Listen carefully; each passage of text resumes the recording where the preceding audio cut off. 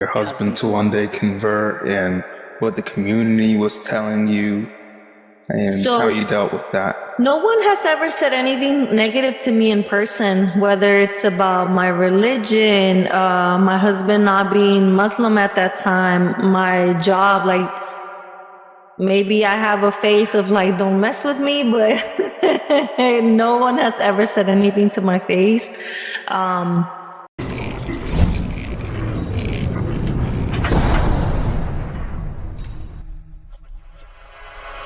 Lourdes Loyola, thank you for joining the podcast. I'm excited to have you. Thank you. I'm excited to be here.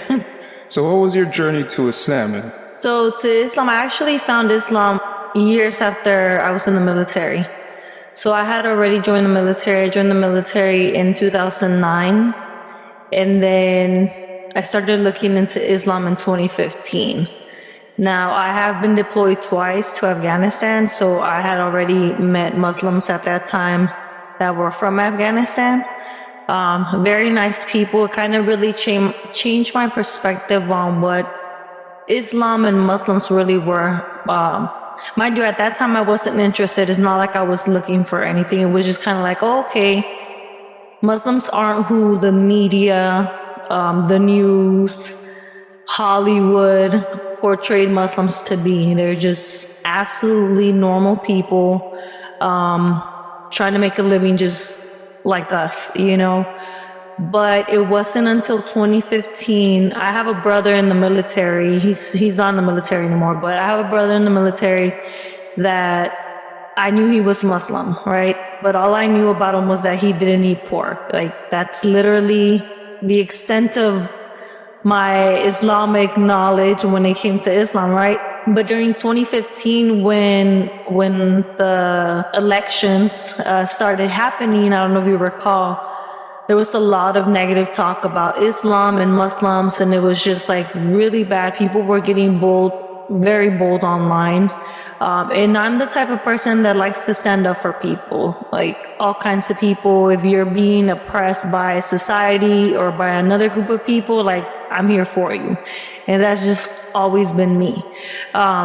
So when the elections happened and I started seeing like a lot of people talking bad about Muslims, I was like, nobody's going to talk bad about my brother's religion, right? But another thing about me is that I like to come at people with facts. So I started researching Islam because I wanted to combat the trolls online, but with facts. You know, I didn't want to come in with emotion. I wanted to come in with the facts. So I started looking into the Quran. I started reading, and then eventually, we were in Nebraska at the time, and then eventually I found an open house at a mosque, and I went. And at that point, I was like really interested, but I still had a lot of questions. And I had really stupid questions at that. You know, when I went and they gave their presentation, everybody was really nice. And at the end, they were like, okay, you know, questions, right? Q&A. And so right away, I raised my hand and I'm like, so how come women aren't allowed to have the same inheritance as men? And how come you guys are linked with terrorism? And alhamdulillah, I was very pleased with everything that I heard. But at the end, I asked the person who was giving the presentation, I was like, so why don't you guys eat pork? And he said, well, just because, you know, that's what God said. And I was raised in the Catholic Church, and I went to church because I wanted to go to church. Like, I wasn't your typical Mexican girl who their mom or their grandmother forced them to go to church. I literally went to church with my sister because we wanted to. I mean, we were in the children's choir, the youth group. Once we started growing up, you know, we were very involved. I'm talking Tuesdays, Thursdays, Sundays, like anytime, like that was where we would go to. But when I grew up and I started asking questions, the answer that I would always get was just have faith. Oh, just because. It's just because God said so. So that really kind of started pushing me away from the Catholic Church. So back to the story is when they told me, oh, just because, it kind of like brought me back to the whole like Catholicism, and it's like, okay, well, I guess this is maybe how they are as well. So I left content. Once everything was done, I said to myself, okay, well, you know what? I think I have enough ammo to combat the trolls, right? But I feel like I knew that that's where I wanted to be, but that question really pushed me back. And I was like, okay, that's fine. I love the Muslim people. This was great. It was very informative. I'm out. I came and I got what I was looking for. But before I left, one of the sisters, she reached out to me. She's like, hey, are you the sister that asked about why we don't eat pork? And I said, yes, it was me. And so she explained it in detail to me as to why we don't eat pork. And I took that as a sign, as silly as that may be, because I think that, like I said, God really knew what my struggles were in the Catholic Church, so that when that sister came up to me before I left and gave me the answer, I was like, okay, everything makes sense. Like literally everything that I know as of now. And I'm just still sitting there talking, to everybody. And a brother comes close and he's like, so what are you waiting for? Like, what is holding you back from being Muslim? And I looked at him and I'm like, nothing. And he's like, so do you want to take your Shahada right now? And I was like, yeah, I do. And so I literally took my Shahada that same day. What was the range for this? How many months or years did this take for you? Oh, this was months. I'm talking like maybe 3-4 months. And I knew obviously I still had a lot to learn, right? But something, I can't explain it, but it was something in my heart that was really pulling me in there. And when I took my Shahada, I felt like I was at home. Like I had made it home, and whatever that looked like, I felt so at peace. I felt like I was where I was always meant to be, like I belong there. That was back in December 10 of 2015. So ever since then, I've been studying, and there's absolutely nothing in the Quran that I sit here and I doubt, or I feel like I'm oppressed. Like there's nothing negative about Islam that has ever made me question why I became Muslim. A lot of people cry when they take their Shahada, did you? Yes. I am an emotional gangster. Yeah, I did. Don't tell anybody though.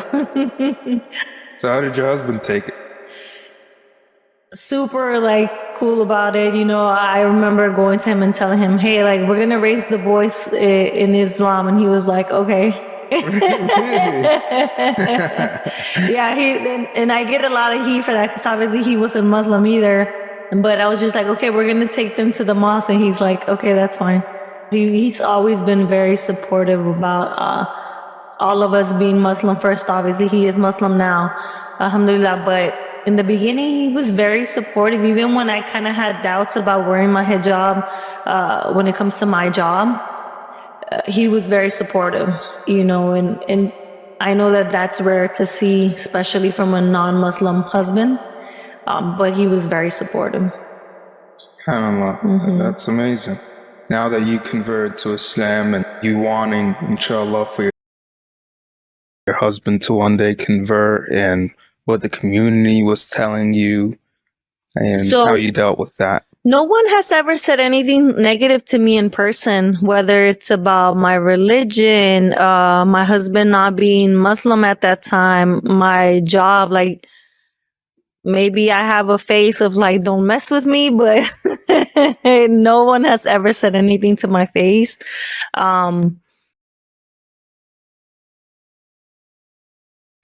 Believe it or not, I was okay. I had already made up in my mind that my husband was never going to convert.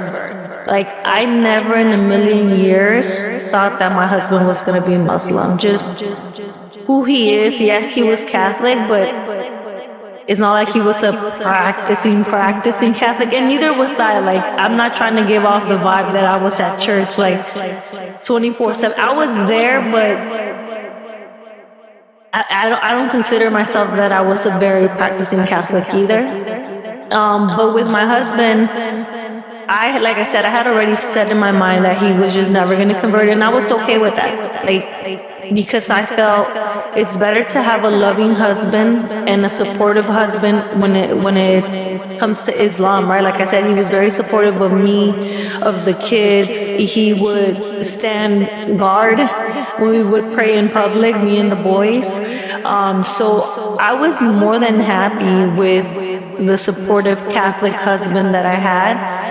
Well, how did you reconcile with the Islamic law that a Muslim woman can't be married to a non-Muslim man? I get that Muslim women aren't supposed to be married to non-Muslim men, but I also believe that there's a case-by-case basis. And for things like that, that's where you rely on muftis and scholarly opinions. And nobody that I talked to ever gave us that advice of divorce your loving and supportive husband. No one ever said that to us. So you took advice from imams, right? And I feel like that's very different than a single Muslim woman choosing to marry a non-Muslim man. Like I said, there's a case-by-case basis, so that now we actually have our first born Muslim baby boy. Alhamdulillah. Tell me a little bit about what made him decide to become Muslim. You said it was 5 years later? Or about 4 years later. Okay. And what finally convinced him? What really did it for him? We were actually at the mosque that day. He had asked us if we wanted to go to the mosque that Friday. So we're like, of course, let's go. So, and it's obviously rare for us to be able to go to the mosque on Fridays because we all work, we go to school. So I don't even remember why none of us were at work or school, but, obviously it was a good reason. So he's actually the one that brought up the idea of going to the mosque that Friday. So we get everybody ready, we go to the mosque. By this time, both of our sons, we only had 2 at the time, we have 3 now, but both of our sons were already Muslim as well. So we get there, and the imam was actually, his khutbah was about how we need to take steps, how we need to build our foundation in Islam. So he was just really focusing on us building a foundation, how it's better to be a sinning Muslim than not be a Muslim at all. That it's better to be in here and repent and try to be better than for us to just be like, okay, well, I'm not good enough, so I'm not gonna be Muslim, right? Because we're never gonna be good enough. Even as Muslim, you're never gonna reach that point of perfection. None of us will. To focus on just baby steps, that even if you convert and you're still drinking, it's better to be here and try to leave it, little by little.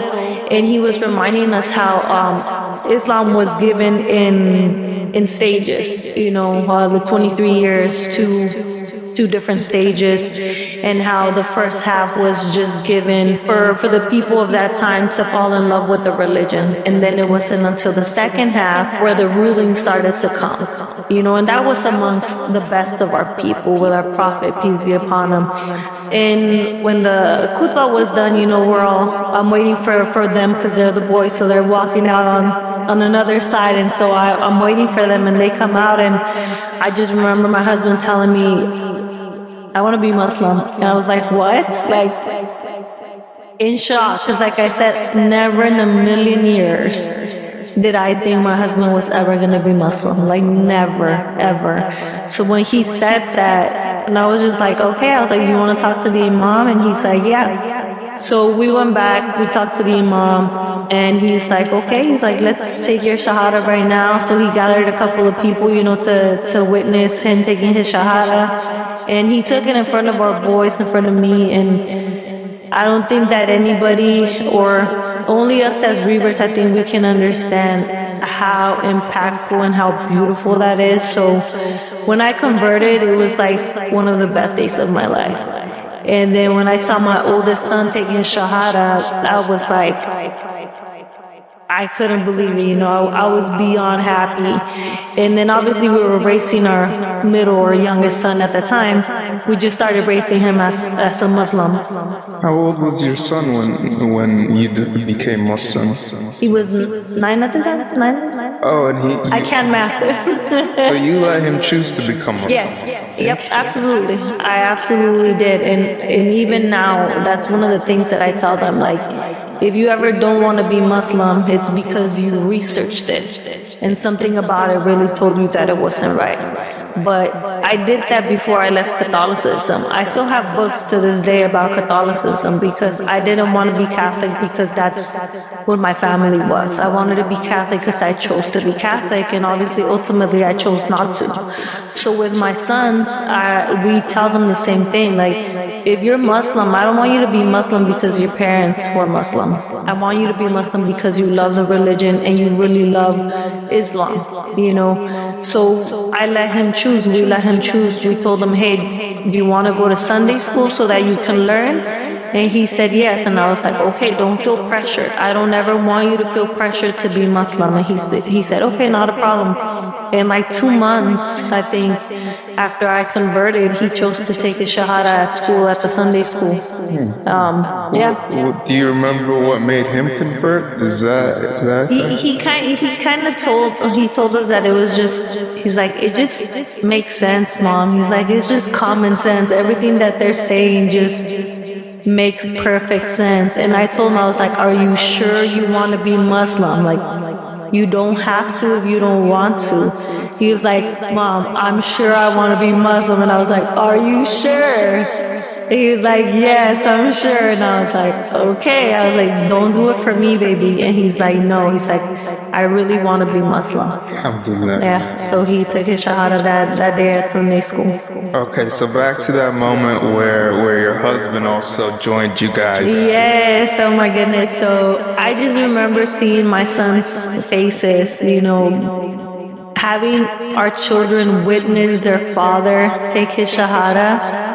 I can't even explain the feeling as a mother and as a wife, like to just see that moment and experience, number one, my husband becoming Muslim, and then our sons witnessing that, like, it was just so beautiful. It's just so beautiful. I can't even explain it. You guys hugging? Yes, of course.